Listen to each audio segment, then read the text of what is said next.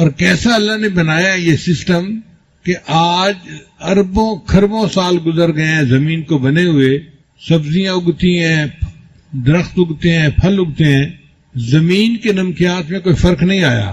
ایسا کبھی نہیں ہوا کہ جی فلاں جگہ اب پوٹاشیم ختم ہو گیا ہے لہذا وہاں پر اب درخت نہیں اگ سکتے۔ کوئی سال 2 سال کی بات نہیں، اربوں کھربوں سال۔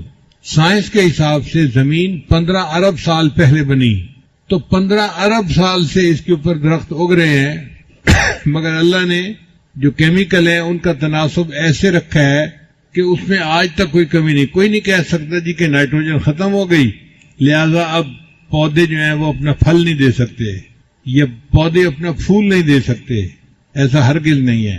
اللہ کتنا بڑا ہے جس نے زمین کے اندر تناسب کو اتنا اچھا بنایا کہ آج اربوں سالوں کے بعد بھی زمین کے اوپر پھل اگتے ہیں، سبزیاں اگتی ہیں اور زمین کاشت کے قابل ہے۔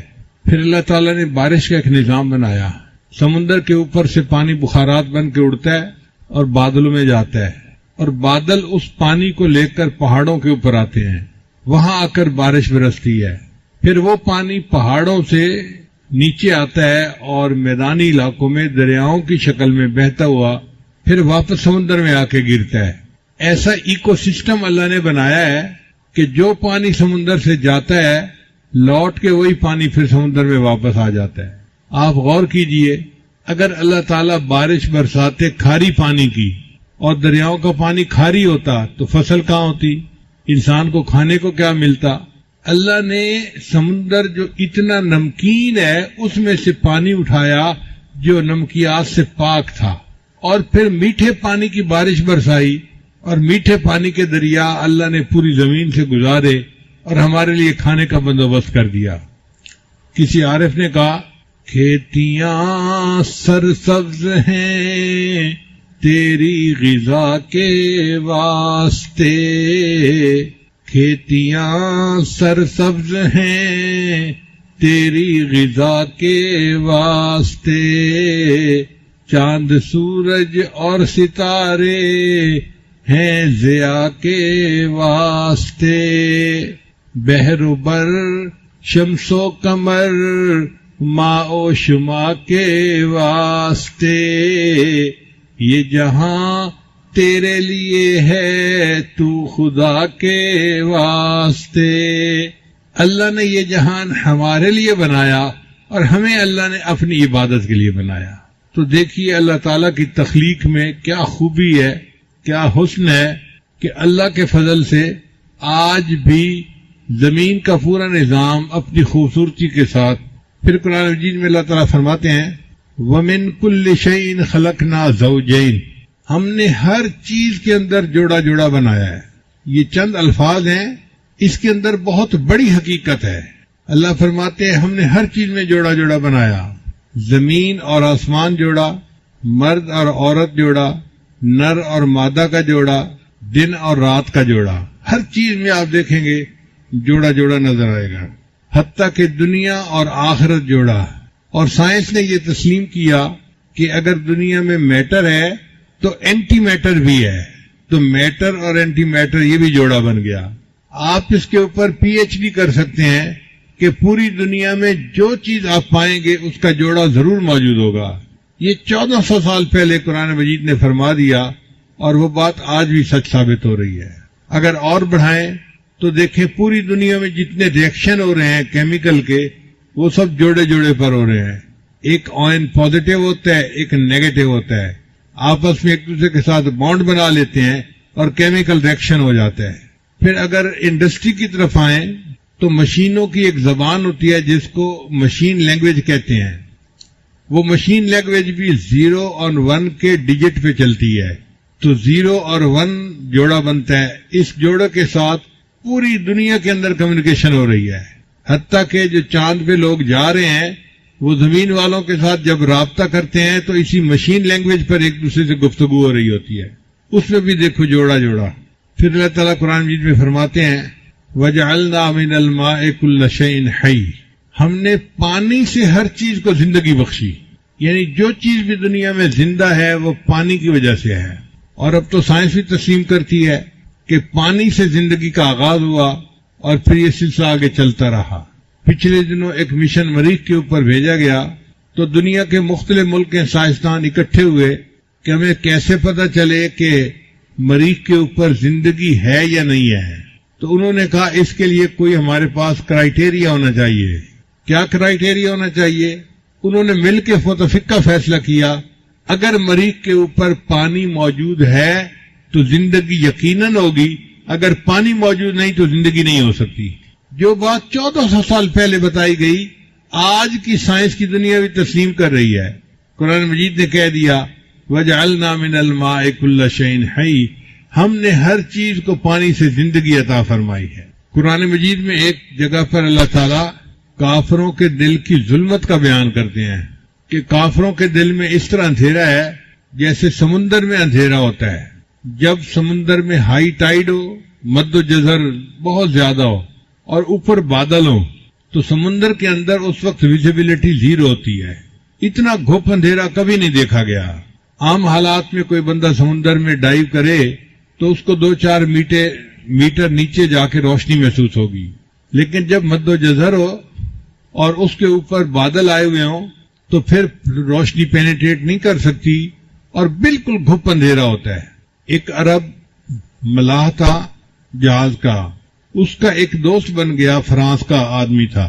جہازوں کا سفر کرنے کی وجہ سے ان کی آپس میں دوستی ہو گئی۔ اس عرب نے اس اپنے فرانسیسی دوست کو قرآن مجید کا انگلش ترجمہ دیا کہ آپ اس کو پڑھیں۔ اب وہ فرانسیسی دوست چونکہ پوری زندگی کوئی 35-40 سال سمندر میں گزار چکا تھا، اس کو سمندر کے بارے میں ایک ایک چیز کا پتہ تھا۔ وہ قرآن مجید کو پڑھتا گیا حتیٰ کہ ایک جگہ پر اس نے پڑھا کہ کافروں کے دل میں اس طرح اندھیرا ہوتا ہے فی بحر لجی یغشا موج من فوقہ موج من فوقہ سحاب، جیسے کہ سمندر میں اندھیرا ہوتا ہے جب لہروں کے اوپر لہریں آ رہی ہوتی ہیں، ہائی ٹائیڈ کا ٹائم ہوتا ہے اور اوپر بادل ہوتے ہیں۔ اس نے زندگی میں اس کا تجربہ خود کیا تھا، اس کو پتا تھا کہ واقعی اس حال میں گپ اندھیرا ہوتا ہے۔ جب اس نے اس آیت کو پڑھا تو اس نے اپنے عربی دوست سے پوچھا کہ مجھے یہ بتائیں کہ آپ کے پیغمبر اسلام نے سمندر کا سفر کتنی دفعہ کیا ہے؟ اس عربی دوست نے کہا کہ نبی علیہ السلام نے پوری اپنی مبارک زندگی میں سمندر کا سفر کیا ہی نہیں ہے۔ وہ کہنے لگا یہ ممکن نہیں کہ جس بندے نے سمندر کا سفر ہی نہ کیا ہو وہ سمندر کے اندر کی بات کو اتنا ایگزیکٹ اور صفائی کے ساتھ بیان کرے، لہذا اس نے کلمہ پڑھا اور وہ مسلمان ہو گیا۔ حضرت شبلی رحمۃ اللہ علیہ، یہ تذکرۃ الاولیاء میں واقع لکھا ہوا ہے، ان کے سامنے کوئی اللہ کا نام لیتا تھا نا تو ان کی عجیب کرامت تھی، جیب میں ہاتھ ڈالتے تھے اور گڑ کی ڈلی نکلتی تھی، اس بندے کو گڑ کھانے کے لیے دے دیتے تھے۔ پھر دوسرے کی زبان سے اللہ کا لفظ نکلتا تو وہ اس کو گڑ کی ڈلی دیتے، ہر کسی کو گڑ کی ڈلی دیتے تھے۔ لوگ ان کے سامنے آ کے جان بوجھ کے اللہ کا نام لیتے تھے اور ان کو میٹھا کھانے کو مل جاتا تھا۔ تو کسی نے پوچھا شبلی آپ یہ کیا کرتے ہیں کہ جو اللہ کا نام لیتا ہے اس کو کھانے کے لیے گڑ کی ڈلی دیتے ہیں؟ تو شبلی رحمۃ اللہ نے جواب دیا جس منہ سے میرے محبوب کا نام نکلے میں اس منہ کو شرینی سے نہ بھر دوں تو اور کیا کروں۔ کیا محبت ہوگی اللہ کے ساتھ کہ جس منہ سے میرے محبوب کا نام نکلے میں اس منہ کو شرینی سے نہ بھر دوں تو اور کیا کروں۔ ہمیں بھی ایسی اللہ کی محبت ہو جائے نہ نصیب کہ اس محبت کی حرارت ہمارا دل محسوس کر رہا ہو۔ چنانچہ نبی علیہ السلام نے فرمایا، حدیث مبارکہ ہے، احب اللہ بکل قلوبکم، لوگوں اپنے پورے دل کے ساتھ اللہ سے محبت کرو۔ ہم اللہ سے محبت کرتے ہیں مگر ادھورے دل کے ساتھ، باقی آدھا کسی اور کے پاس ہوتا ہے۔ اللہ تعالیٰ فرماتے ہیں نہیں مجھے یہ شراکت پسند نہیں ہے، سب کو نکالو اس دل میں سے اور اس دل کو فقط میرے لیے خالی کر دو، تب میں تم سے راضی ہو جاؤں گا۔ ایک شاعر تھے، انہوں نے عربی زبان میں کچھ اشعار کہے اللہ کی محبت میں، اردو فارسی سن لی تو اب ذرا عربی بھی سن لیجئے۔ واللہ ما طلعت شمس ولا غربت الا وانت فی قلبی ووسواسی، اے محبوب اللہ کی قسم نہ کبھی سورج طلوع ہوا نہ کبھی سورج غروب ہوا، مگر میرے خیالوں میں تو ہی تو بسا ہوا تھا۔ واللہ ما طلعت شمس ولا غربت الا وانت فی قلبی ووسواسی، ولا جلست الى قوم احدثهم الا وانت حدیثی بین جلاسی۔ اور محبوب کبھی میں دوستوں کی محفل میں نہیں بیٹھا مگر ان دوستوں کی محفل میں میں تیری ہی تو باتیں بیٹھ کے کر رہا ہوتا ہوں۔ ولا ہممت بشرب الماء من عطش الا رأيت خیالا منك في الكأس۔ اور محبوب سخت پیاس کی حالت میں کبھی میں نے پانی کا پیالہ نہیں پیا مگر اس پانی کے پیالے کے اندر میں آپ کی تصویر تو دیکھ رہا ہوتا ہوں۔ کیفیت ہی ہو جاتی ہے بندے کی۔ کاش کہ ہمیں بھی اللہ تعالیٰ کی یہ محبت ملے اور ہم بھی زندگی کے چند لمحے گزاریں اس محبت میں ڈوب کے۔ چند لمحے اگر وہ زندگی میں مل گئے نا تو ہمارا بیڑا پار ہو جائے گا۔ چنانچہ علماء نے لکھا ہے کہ اگر کوئی بندہ محبت کے ساتھ ایک مرتبہ اللہ کا نام لے، محبت کے ساتھ ایک مرتبہ اللہ کا نام لے، اس عمل کی وجہ سے یہ بندہ کبھی نہ کبھی جہنم سے نکال کے جنت میں بھیج دیا جائے گا۔ ایک مرتبہ جس نے زندگی میں محبت سے اللہ کا نام لیا۔ اب ذرا آپ بھی محبت سے اللہ کا نام کہہ کے دیکھیے، اللہ اللہ اللہ۔ شاعر نے کہا تہلکا سا مچا دیتی ہے عرش آسمانی میں، تہلکا سا مچا دیتی ہے عرش آسمانی میں، جوانی جب محبت سے خدا کا نام لیتی ہے۔ جوان آدمی جب محبت سے اللہ کا نام لیتا ہے نا اللہ کا عرش بھی کانپ جاتا ہے۔ اللہ اس نوجوان سے بہت خوش ہوتے ہیں جو اللہ کی محبت میں ڈوب کے اللہ کا نام لے رہا ہو۔ حضرت خواجہ غلام فرید رحمۃ اللہ علیہ کا پنجابی زبان کا کلام ہے، وہ بھی سن لیجئے۔ فرماتے ہیں ہور کہانی مول نہ بھاڑی، اور کوئی کہانی مجھے اچھی نہیں لگی، ہور کہانی مول نہ بھاڑی، الف ہی کو ہم بس و میاں جی، اے میاں جی مجھے ایک اللہ کافی ہے، اس کے علاوہ کوئی کہانی مجھے اچھی نہیں لگتی۔ ہور کہانی مول نہ بھاڑی، الف ہی کو ہم بس و میاں جی، بیٹے دی میں کلوڑ نہ کائی۔ الف سے اللہ، بس مجھے الف کی ضرورت ہے، اس کے علاوہ جس کو ہم ما سوا کہتے ہیں نا اس کو وہ بیٹے کہہ رہے ہیں کہ مجھے بیٹے کی کوئی ضرورت نہیں ہے۔ ہور کہانی مول نہ بھاڑی، الف ہی کو ہم بس و میاں جی، بیٹے دی میں کلوڑ نہ کائی، الف لے دل کھس و میاں جی، اے میاں جی الف اللہ نے تو مجھ سے میرا دل ہی چھین لیا ہے۔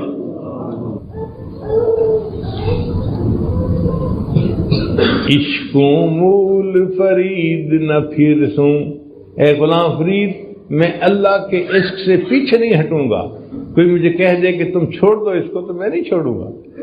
عشقوں مول فرید نہ پھر سوں، روز نویں ہم چس و میاں جی، اے میاں جی مجھے روز ایک نئی چس ملتی ہے اس اللہ کے ذکر میں کیوں اللہ کے ذکر سے پیچھے ہٹوں گا۔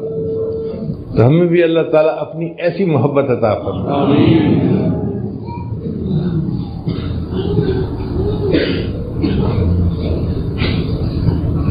امام غزالی رحمۃ اللہ نے لکھا ہے کہ قیامت کے دن اللہ تعالیٰ ایک فرشتے کو فرمائیں گے اعلان کرو کہ مجھ سے محبت کرنے والے کہاں ہیں، تو فرشتہ اعلان کرے گا اللہ سے محبت کرنے والے عرش کے قریب ہو جائیں، تو کھربوں کھربوں کھربوں لوگ ہوں گے وہ اللہ تعالیٰ کے عرش کے قریب ہو جائیں گے۔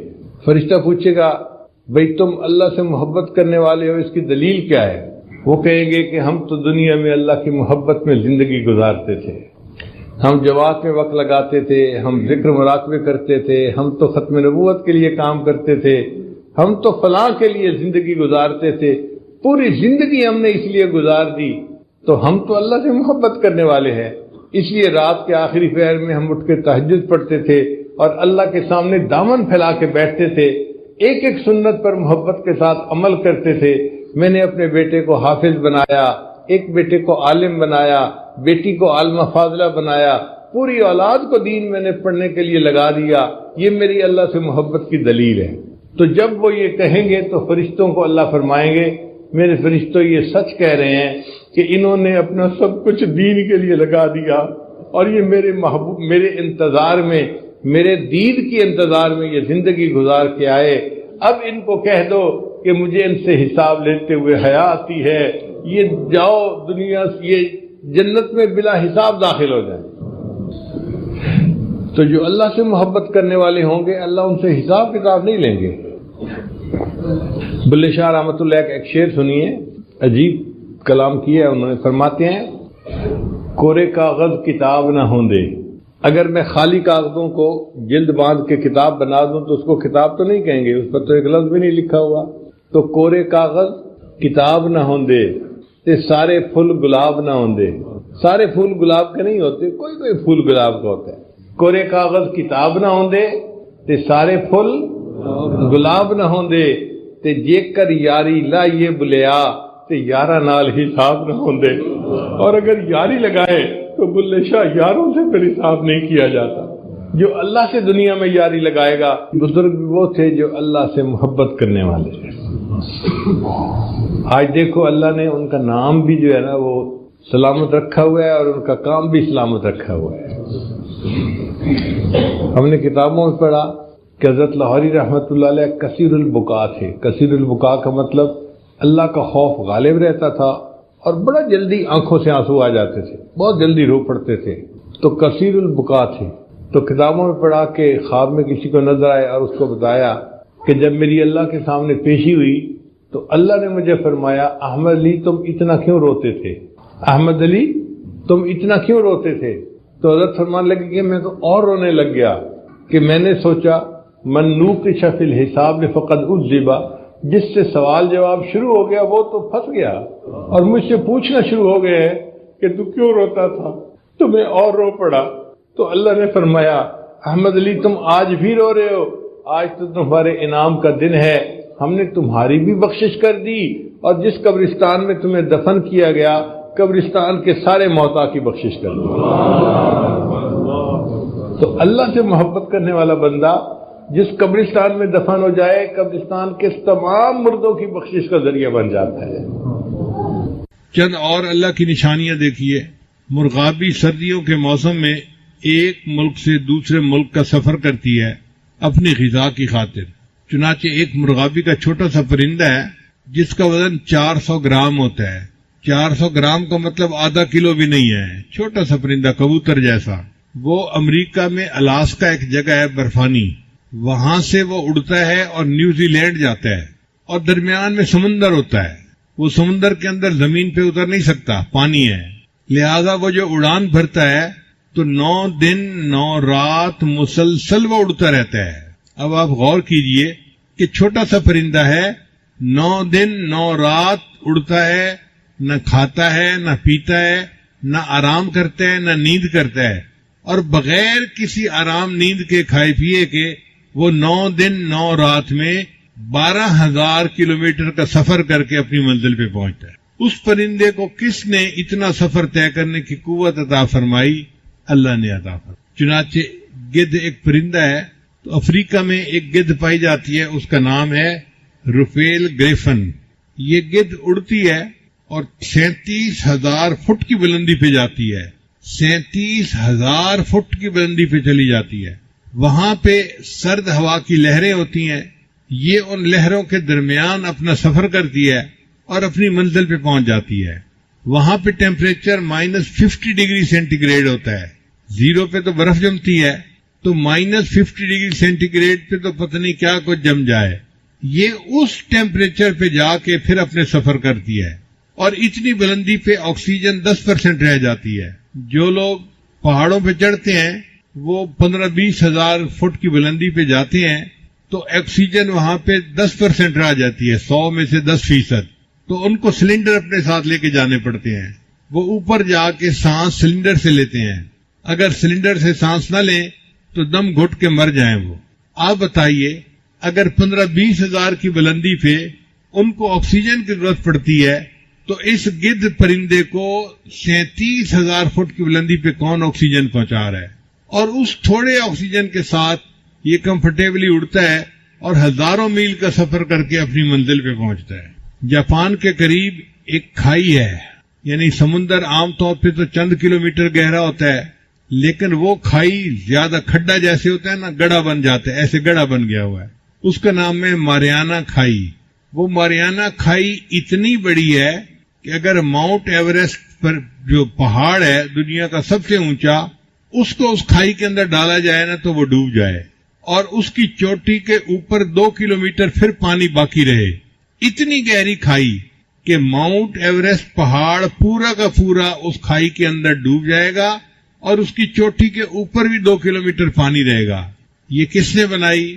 اللہ نے بنائی، جو قدرت والا ہے، جو جانتا ہے کہ اس کائنات کو چلانا کیسے ہے۔ جب اللہ تعالیٰ نے فرعون کو پانی میں ڈبویا تھا تو ڈوبتے ڈوبتے فرعون نے دعا مانگی تھی کہ اے اللہ میں موسیٰ اور ہارون کے رب پہ ایمان لایا، تو اللہ نے فرمایا کہ نہیں، آن اب دیر ہو گئی، اب تیرا ایمان قبول نہیں۔ پھر اللہ نے فرمایا کہ آج تیرے جسم کو ہم نجات دے دیں گے، الیوم ننجیک ببدنک لمن خلفک آیا، تاکہ بعد میں آنے والوں کے لیے تیرا جسم جو ہے وہ عبرت کی نشانی بنے۔ لشکر بھی ڈوب گیا، فرعون بھی ڈوب گیا، اور یہ سب پانی کے اندر رہے، اور پانی کے اندر کتنا عرصہ رہے؟ 3000 سال پانی میں پڑے رہے۔ اس کو کہتے ہیں بحیرہ احمر۔ 3000 سال فرعون کی لاش پانی میں رہی۔ پھر جب دریافت کیا گیا تو فرعون کی لاش کو سائنسدانوں نے نکالا، اور انہوں نے دیکھا کہ اس کی لاش بالکل ٹھیک ہے، کوئی اس کو کیمیکل نہیں لگا ہوا، کوئی اس کو محفوظ کرنے کے لیے چیز نہیں لگی ہوئی۔ پانی میں 3000 سال تک ایک لاش کیسے ٹھیک رہ سکتی ہے؟ یہ میرے اللہ کا حکم تھا، کیونکہ اللہ نے فرما دیا تھا ہم تیرے بدن کو نجات دیں گے اور تو بعد میں آنے والوں کے لیے عبرت کا نشان بنے گا۔ چنانچہ آج بھی فرعون کی لاش مصر کے عجائب گھر میں پڑی ہے، اور دیکھنے والے کے لیے عبرت کا نشان ہے کہ اللہ نے اپنی بات کو کیسے پورا کر دکھایا۔ یہ تو تھیں خارجی نشانیاں جو ہم اپنے باہر دیکھتے ہیں، کچھ ہوتی ہیں داخلی نشانیاں، بندے کے اندر بھی داخلی نشانیاں۔ ان میں سے ایک نشانی یہ ہے کہ اللہ نے انسان کو دماغ عطا فرمایا۔ دماغ جو ہے یہ 73% پانی ہے اور 16% یہ چربی ہے۔ 1 کھرب نیورون کے ساتھ 10 کھرب گیل خلیے ہوتے ہیں۔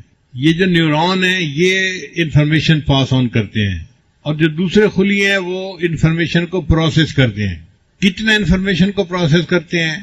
1 سیکنڈ میں انسان کا دماغ جس بات کام کو کر لیتا ہے، اس کو کرنے کے لیے جو اس وقت دنیا میں سب سے فاسٹ کمپیوٹر ہے اس کو سپر کمپیوٹر کہتے ہیں، تو 40,000 کمپیوٹر مل کر کام کریں تو 40 منٹ میں جا کے وہ اس بات کو پروسیس کر سکیں گے جس کو دماغ 1 سیکنڈ میں پروسیس کر لیتا ہے۔ نہیں، سوری میں نے غلط کہا، 80,000 سپر کمپیوٹر مل کر پروسیس کریں تو 40 منٹ میں اس کو پروسیس کر سکیں گے۔ اب بتائیے دماغ کی کتنی قوت ہے؟ 1 سیکنڈ میں وہ اتنی انفارمیشن پروسیس کر لیتا ہے کہ جس کو پروسیس کرنے کے لیے 80,000 سپر کمپیوٹر چاہیے، اور ان کو بھی 40 منٹ لگیں گے اس کو پروسیس کرنے میں۔ انسان کا دماغ 10 واٹ کی بجلی سے چلتا ہے، اور دماغ کی جو میموری ہے وہ 25 لاکھ جی بی ہے۔ آج کل تو 5-10 جی بی پہ ہی لوگ خوش پھرتے ہیں کہ جی بڑی میموری مل گئی، 10 جی بی مل گیا، 15 جی بی مل گیا۔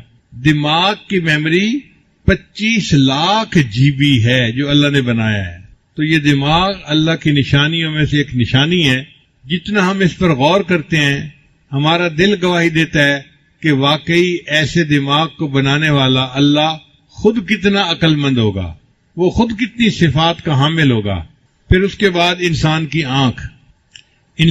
آنکھ کا قطر 1 انچ ہے، اور آنکھ کا وزن 56 ملی گرام ہوتا ہے. ایک انسان کی آنکھ 1 کروڑ رنگوں کے درمیان امتیاز کر سکتی ہے. یعنی رنگوں کے 1 کروڑ شیڈ ہونا تو انسان کی آنکھ ان میں فرق کر سکتی ہے، یہ الگ ہے، یہ الگ ہے، یہ الگ ہے. آپ اندازہ کیجئے کتنا پریسیژن ہے آنکھ کا، 1 کروڑ شیڈز کے درمیان بھی فرق کر لیتی ہے. دنیا میں جو بڑے سے بڑا اچھا کیمرہ بنایا گیا تو اس کی ایکوریسی جو تھی وہ 12 میگا پکسل کا کیمرہ ہوتا ہے. 12 میگا پکسل، اس کی جو پریسیژن ہوتی ہے نا وہ 12 میگا پکسل ہوتی ہے. اور انسان کی آنکھ کی پریسیژن 576 میگا پکسل ہوتی ہے. اللہ اکبر کبیرہ.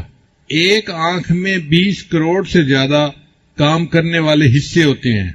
آنکھ کے اندرونی پٹھے دن میں 10 لاکھ مرتبہ حرکت کرتے ہیں.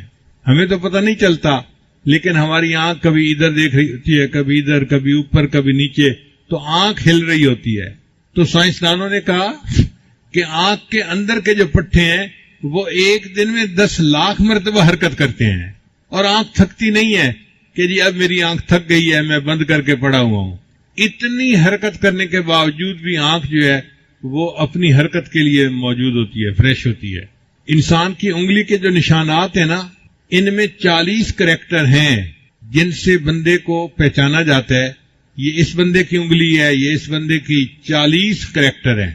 اور انسان کی آنکھ میں 256 کریکٹر ہوتے ہیں جو ایک دوسرے سے مختلف ہوتے ہیں. اسی لیے سیکیورٹی میں انگلی سے پہچان کرنے کی بجائے آنکھ سے پہچان کرنے کا طریقہ زیادہ مقبول ہے.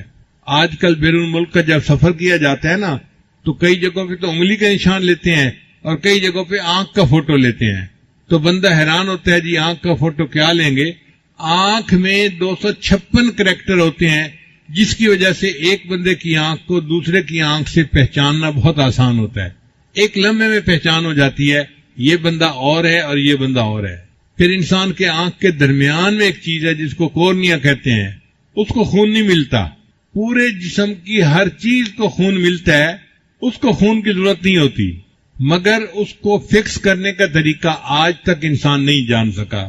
اب کوئی بچہ ماں کے پیٹ سے پیدا ہو اور اس کی آنکھ نہ ہو تو ساری دنیا کے سائنسدان مل کے اس کے لیے آنکھ بنا نہیں سکتے. یہ آنکھ کی نعمت کس نے دی؟ اللہ نے ہمیں عطا فرمائی. پوری زندگی انسان عبادت کرتا رہے تو آنکھ کی نعمت کا حق ادا نہیں کر سکتا. یہ کتنی بڑی نعمت ہے کہ ہم اپنی آنکھ سے اللہ کے گھر کو دیکھتے ہیں، نبی اسلام کے روضہ انور کو دیکھتے ہیں، اللہ کے قرآن کو دیکھتے ہیں، اللہ والوں کو دیکھتے ہیں، ماں باپ کو دیکھتے ہیں، اپنے پیارے بچوں کے چہروں کو دیکھتے ہیں. جن کی آنکھیں نہیں ان سے ذرا اس کی قدر جا کے پوچھئے کہ آنکھوں کی قدر کیا ہے. تو یہ آنکھ بھی اللہ کی نشانیوں میں سے ایک نشانی ہے. پھر ایک اور نشانی ہے انسان کا دل. انسان کا دل پٹھوں کا ایک پمپ ہے جس کو اللہ نے بہت مضبوط بنایا ہے. یہ انسان کے سینے میں، چھاتی میں لیفٹ سائڈ پر ہوتا ہے. اس لیے انسان کے 2 پھیپھڑے ہوتے ہیں، ایک رائٹ سائڈ کا، ایک لیفٹ سائڈ کا. تو لیفٹ سائڈ کا پھیپھڑا تھوڑا سا چھوٹا ہوتا ہے بنسبت رائٹ سائڈ کے پھیپھڑے کے. وہ اللہ نے چھوٹا اس لیے بنایا کہ دل کو جگہ مل سکے اپنی حرکت کے لیے. اب یہ دل کا سائز تقریباً مٹھی کے برابر ہوتا ہے. جب بچے کی عمر 4 ہفتے ہوتی ہے نا، بچے کی عمر 4 ہفتے ہوتی ہے تو اس کا دل دھڑکنا شروع کر دیتا ہے. پھر اس وقت سے لے کے اس کی موت تک یہ دل نان سٹاپ دھڑکتا رہتا ہے. آپ بتائیں جس بندے کی عمر 100 سال ہے، 100 سال اس کا دل دھڑکتا رہا، کیا کوئی دنیا میں ایسی مشین ہو سکتی ہے جو نان سٹاپ 100 سال تک چلتی رہے اور اس میں کوئی خرابی نہ آئے؟ یہ اللہ نے ایسا دل بنایا جو ہر وقت خون کو پمپ کر رہا ہوتا ہے. چنانچہ ہر منٹ میں 1.5 گیلن خون پمپ کرتا ہے. جو عورت حاملہ ہوتی ہے تو اس کے خون کی مقدار 50% اللہ بڑھا دیتے ہیں، کیونکہ وہ خون اس کو بھی ملنا تھا اور اس کے ہونے والے بچے کو بھی ملنا تھا. کون بڑھاتا ہے یہ خون کی مقدار؟ اللہ بڑھاتے ہیں. انسان کے جسم کی ایک ایک ٹیشو کو خون پہنچتا ہے، اس لیے ہمارے یہاں خون کی شریانیں باریک باریک. ذکر تو کرتے ہیں، کثرت ذکر نہیں کرتے، اور کثرت ذکر نہ کرنے کی وجہ سے ان پہ اثرات نہیں ہوتے. وَلَا يَذْكُرُونَ اللَّهَ إِلَّا قَلِيلًا، ذکر کرتے ہیں مگر تھوڑا. نتیجہ کیا ہوتا ہے؟ مذبذبین بین ذالک، لا الہ الا ولا الہ. تذبذب کا شکار ہوتے ہیں. اس لیے قرآن مجید میں فرمایا گیا یا ایھا الذین آمنوا اذکروا اللہ ذکرا کثیرا، ایمان والو اللہ کو کثرت کے ساتھ یاد کرو. یہ جو شرط لگائی گئی نا کثرت کے ساتھ یاد، اس کے پیچھے راز ہے. آپ دیکھیں گرمی کا موسم ہے اور آپ پسینے میں ڈوبے ہوئے ہیں اور آپ چاہتے ہیں کہ پسینے کی بدبو سے میں جان چھڑاؤں، اور آپ کے پاس ٹب پانی کا بھرا ہوا ہے. آپ پانی میں ہاتھ ڈال کے گیلا ہاتھ اپنے جسم پہ پھیرتے رہیں تو غسل تو نہیں ہوگا، پسینے سے تو جان نہیں چھوٹے گی. گیلا ہاتھ جسم پہ پھیرنے سے تھوڑا کام چلتا ہے، تو پانی بہانا پڑے گا، ڈول بھر کے اپنے اوپر ڈالنے پڑیں گے. پھر پسینے کی بدبو بھی چلی جائے گی، میل بھی ختم ہو جائے گی اور انسان بالکل تر و تازہ ہو جائے. تو ہم جو ذکر تھوڑا کرتے ہیں تو ہماری مثال ایسے ہی ہے کہ پسینے والا آدمی ٹب میں پانی ڈال کے گیلا کر کے اپنے جسم پہ پھیر رہا ہے. اس سے تو میل کچیل دور نہیں ہوتی بلکہ اور زیادہ جسم خراب ہو جاتا ہے، طبیعت میں بیزاری آ جاتی ہے. تو ہماری کوتاہی یہ ہے کہ ہم ذکر کرتے ہیں، کثرت سے نہیں کرتے. جتنا روٹی کھانے کو ہم اہم سمجھتے ہیں مراقبہ کرنے کو اتنا اہم نہیں سمجھتے. روٹی کھانا نہیں چھوٹتا، مراقبہ چھوٹ جاتا، فرصت ہی نہیں ملتی. کیا کریں؟ وہی جس چیز کو ہم اہم سمجھتے ہیں اس کے لیے فرصت نکال لیتے ہیں. دفتر کو اہم سمجھتے ہیں، فرصت نکل آتی ہے. گھر کے کام کاج کو اہم سمجھتے ہیں، فرصت نکل آتی ہے. بندہ دکاندار ہو، میں تو جی بڑا مصروف ہوں، وہ جب دوسری برانچ کھولنے لگتا ہے تو فرصت نکال دیتا ہے نا. تو دوسری برانچ کھولنے کے لیے وقت نکل آئے نا. اہمیت ہے.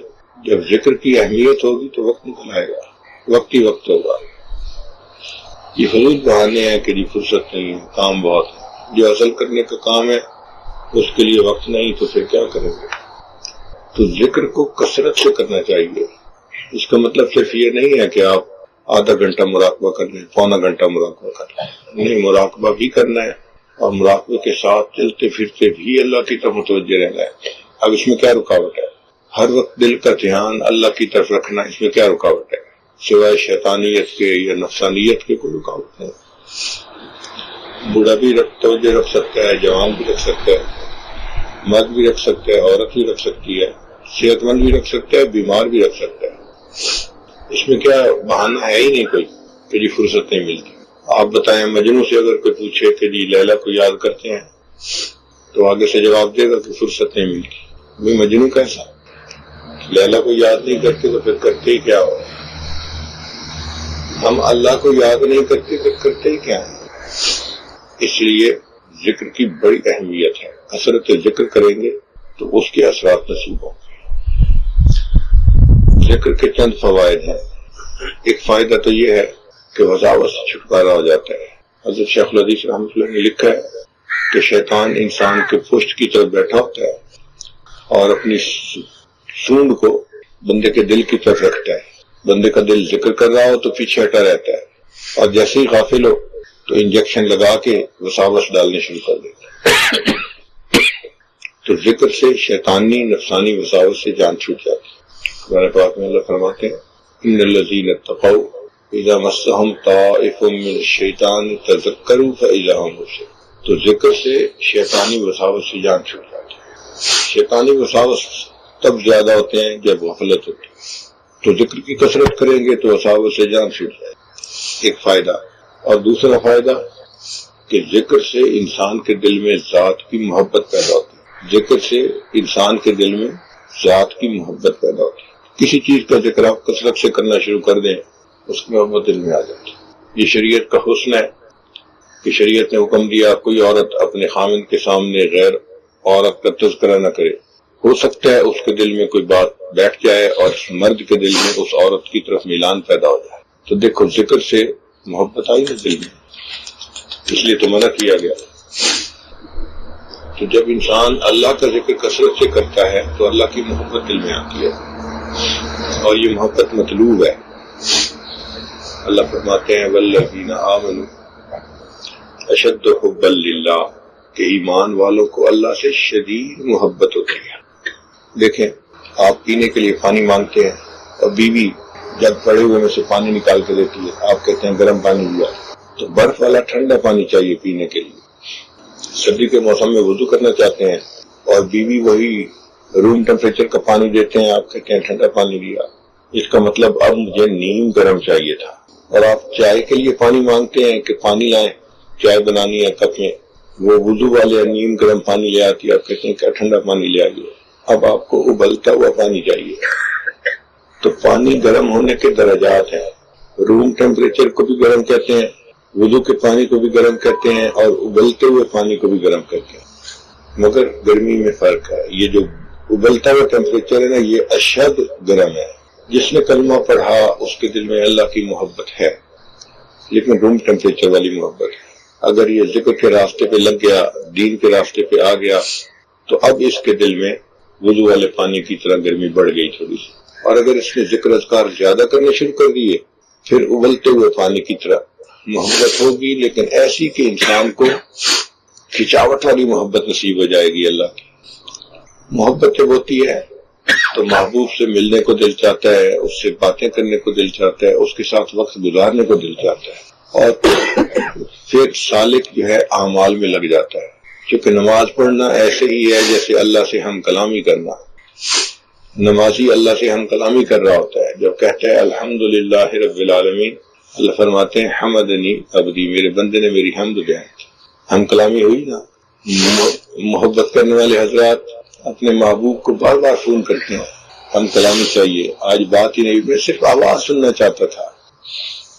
تو سالک کا بھی یہی حال ہوتا ہے، دوڑ دوڑ کے بھاگ بھاگ کے نفل پڑتا ہے، اللہ سے ہم کلامی چاہتا ہے۔ ذکر میں بیٹھنا اللہ کے ساتھ بیٹھنے کی مانند ہے، اللہ کی صحبت میں بیٹھنے کی مانند ہے۔ تو محبوب کے پاس وقت گزارنے کو دل چاہے تو مراقبے میں بیٹھ جاؤ۔ محبوب کے پاس انسان بیٹھے تو اٹھنے کو دل نہیں چاہتا، ایسے لگتا ہے جیسے چپک گیا ہے زمین کے ساتھ۔ سالک کا بھی یہی حال کہ ذکر میں بیٹھتے ہیں تو ایسے لگتا ہے جیسے زمین کے ساتھ چپک گیا ہے، مراقبہ ختم کرنے کو دل نہیں کرتا۔ تو محبت سے انسان اعمال پہ آ جاتا ہے۔ ایک فائدہ، دوڑ دوڑ کے بھاگ بھاگ کے عمل کرنے آسان، تھکتا نہیں ہے۔ جس طرح ماں محبت کی وجہ سے بچے کی خدمت ہر وقت کرتی ہے، 24 گھنٹے، شکوہ نہیں کرتی ہے کہ مجھے تو اپنے بیٹے کی وجہ سے بہت بے آرامی ہو جاتی ہے۔ اسی طرح سالک جو ہے دوڑ دوڑ کے عبادت کرتا ہے، بھاگ بھاگ کے عبادت کرتا ہے، وہ عبادت کر کر کے تھکتا ہے، اور تھک تھک کے پھر عبادت کرتا ہے، شکوہ نہیں کرتا کہ تھک گیا ہوں۔ تو ذکر کی وجہ سے عبادت میں دل لگتا ہے، عبادت کرنی آسان ہو جاتی ہے۔ اور محبت الہی کا ایک فائدہ اور بھی ہے کہ انسان ماں سوا سے کٹ جاتا ہے۔ یہ محبت کی تاثیر ہے کہ بندے کو ساری دنیا سے بیگانہ کر دیتی۔ آپ خود غور کریں، جن لوگوں نے اپنے آپ کو ادھر ادھر کے تعلقات میں پھنسایا ہوا ہوتا ہے، وہ سب سے انوکھے، کھانا بھی الگ کھائیں گے، الگ کمرے میں بیٹھے رہیں گے، لوگوں سے الگ تھلگ رہنا پسند کریں گے۔ دو عالم سے کرتی ہے بیگانہ دل کو، عجب چیز ہے لذت آشنائی۔ جب آشنائی کسی سے ہو جاتی ہے تو انسان بیگانہ ہو جاتا ہے، سب سے کوئی واسطہ نہیں ہوتا۔ چنانچہ گھر میں جو بچہ ادھر ادھر کے تعلقات میں پھنسا ہوا ہوتا ہے، اس کو گھر والوں سے کوئی لین دین ہی نہیں ہوتا، اپنی الگ دنیا ہوتی ہے اس کی۔ بس اس کا دل کرتا ہے کہ مجھے چھوڑے کوئی نہ، میں جس حال میں ہوں اسی سے میں رہوں۔ تو محبت انسان کو ماں سوا سے کاٹ دیتی ہے، اور اللہ کی محبت ہمیں اس لیے چاہیے کہ ہم ماں سوا سے کٹ سکیں، ہمیں انقطاع عن المخلوق نصیب ہو۔ اس کو کہتے ہیں تبتل۔ اور فرمایا وَاذْكُرِ اسْمَ رَبِّكَ وَتَبَتَّلْ إِلَيْهِ تَبْتِيلًا۔ دیکھا ذکر کا اصل مطلب کیا ہے؟ ذکر کا رب کے نام کا، وَاذْكُرِ اسْمَ رَبِّكَ۔ اب بتائیں ہمارے رب کا کیا نام ہے؟ تو اللہ ہی کا تو ذکر کرتے ہیں نا۔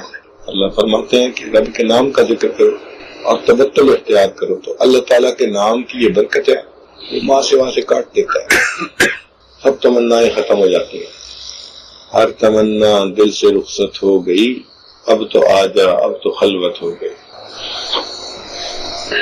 تو ذکر سے محبت نصیب ہوتی ہے، محبت سے انسان ماں سوا سے کٹتا ہے، اور ماں سوا سے کٹنے کی وجہ سے وہ اللہ کا محبوب بن جاتا ہے۔ جو ماں سوا کٹے گا اللہ کا محبوب بنے گا۔ چھوڑ دے ساری دنیا کسی کے لیے، اللہ کے لیے سب کچھ چھوڑ دو، دل سے چھوڑ دو۔ اب اس کا یہ مطلب نہیں ہے کہ انسان شہر سے جنگل منتقل ہو جائے، غاروں میں رہے اور بیوی بچوں سے دور رہے۔ رہنا انہی شہروں میں ہے مگر دل میں تعلق نہ ہو۔ اللہ تعالیٰ چاہتے ہیں بندے تمہارا دل کٹا ہوا ہے، یہ دل کا کٹنا یہ مطلوب ہے۔ انسان دل سے ہر ایک سے کٹا ہوا ہو، لوگوں میں ہو مگر لوگوں سے بیگانہ ہو، دل سے جڑا ہوا فقط اللہ کے ساتھ۔ اب یہ کیفیتیں بغیر کثرت ذکر کے حاصل نہیں ہو سکتی۔ تو جب تک ہم ذکر کی کثرت نہیں کریں گے یہ کیفیت حاصل نہیں ہوگی۔ بہانے بازی کرتے رہیں، ٹائم نہیں ملتا تو ہم دوسرے کو تو مطمئن کر دیں گے لیکن وہ ہمیں نہ انقطاع نصیب ہوگا، نہ اللہ کی محبت کا جذبہ نصیب ہوگا، کیفیت تو حاصل نہیں ہوگی۔ تو اس کا حل بہانہ نہیں ہے، اس کا حل کثرت ذکر کرنا ہے۔ اللہ کو یاد کریں اور کثرت سے یاد کریں، ذکرن کثیرا۔ اور ذکر کثیر کی ہے یہ تفسیر کہ الذین یذکرون اللہ قیاما وقعودا وعلی جنوبہم، وہ بندے جو کھڑے بیٹھے لیٹے اللہ کو یاد کرتے ہیں، ہر وقت اللہ کو یاد کریں۔ بھئی ہم اللہ کو یاد نہیں کریں گے تو اور کریں گے کیا؟ اللہ کو یاد نہیں کریں گے تو اور کریں گے کیا؟ اللہ تیری یادوں کے سوا دنیا میں رکھا کیا ہے؟ باقی عبادات بھی سب اچھی ہیں لیکن بہت ساری عبادات حسن لغیر ہی ہوتی ہیں۔ ذکر کی یہ خوبی ہے کہ یہ حسن لذات ہی ہے۔ تو لبا نقطہ سمجھے، ذکر جو ہے نا یہ حسن لذات ہی ہے، اس لیے مطلوب ہے کہ ذکر کریں۔ اور اسی اللہ نے فرمایا والا ذکر اللہ اکبر، ذکر سب سے بڑا ہے، حسن لذات ہی ہے۔ اب دیکھیں نماز اچھی ہے لیکن کس لیے اچھی ہے کہ نماز میں اللہ کی یاد ہوتی ہے، اس لیے فرمایا اقم الصلاۃ لذکری، نماز قائم کرو میری یاد کی خاطر۔ تو نماز اچھی ہے، عبادت ہے، اعلیٰ عبادت ہے مگر اس کا مقصود بھی اللہ کی یاد ہے اس لیے۔ اور ذکر تو پھر ذکر ہے۔ بعض طلباء میں یہ غلط فہمی ہوتی ہے کہ یہ نفلی کام ہے۔ بھئی یہ ذکر جو ہے اگر تو صرف ثواب کے لیے کرنا ہے تو پھر تو واقعی 100 دفعہ درود شریف پڑھ لو، 100 دفعہ استغفار پڑھ لو، بہت کافی ہے، ثواب مل گیا۔ اور اگر اس کو اس لیے کرنا ہے کہ اس سے روحانی بیماریوں کو شفا مل جائے پھر ذکر کی کثرت کے بغیر چارہ رہا۔ انسان کے اندر سے شہوات اور شبہات ذکر کی کثرت کے بغیر نہیں نکلتے۔ شیطان انسان کو دو طرح سے برباد کرتا ہے، بعض لوگوں کو شہوات کی لائن سے اور طلباء علماء کو شبہات کی لائن سے۔ یہ دونوں طرح کی مصیبتیں ذکر سے ختم ہو جاتی ہیں، اس لیے ذکر کی کثرت کرنی چاہیے، ٹکا کے مراقبہ کرنا چاہیے۔ کئی لوگ کہتے ہیں جی کہ مراقبے میں ادھر ادھر کے خیالات آتے ہیں، وہ آئیں گے، شروع میں تو جو دل میں ہوگا وہی کچھ سامنے آئے گا، مگر آپ بیٹھے رہیں۔ یہ بیٹھے رہنا بڑا فائدے والا عمل ہے، اس سے انسان کے دل کی چارجنگ ہوتی رہتی ہے اور دل کے اندر اللہ کی محبت بڑھتی رہتی ہے۔ بعض دوست پریشان ہوتے ہیں جی کہ میں ذکر میں بیٹھتا ہوں مجھے نیند آ جاتی ہے۔ بھئی آپ ذکر میں بیٹھیں بھلے نیند آ جائے کوئی فرق نہیں پڑتا، ذکر میں بیٹھیں بھلے نیند آ جائے کوئی فرق نہیں پڑتا، فیض ملتا رہتا ہے۔ آج کل بات سمجھنا آسان ہے، آپ اگر اپنے سیل فون کو چارجنگ کے ساتھ لگائیں تو سکرین آن ہو تو بھی چارجنگ ہوتی رہتی ہے اور سکرین آف ہو جائے تو بھی چارجنگ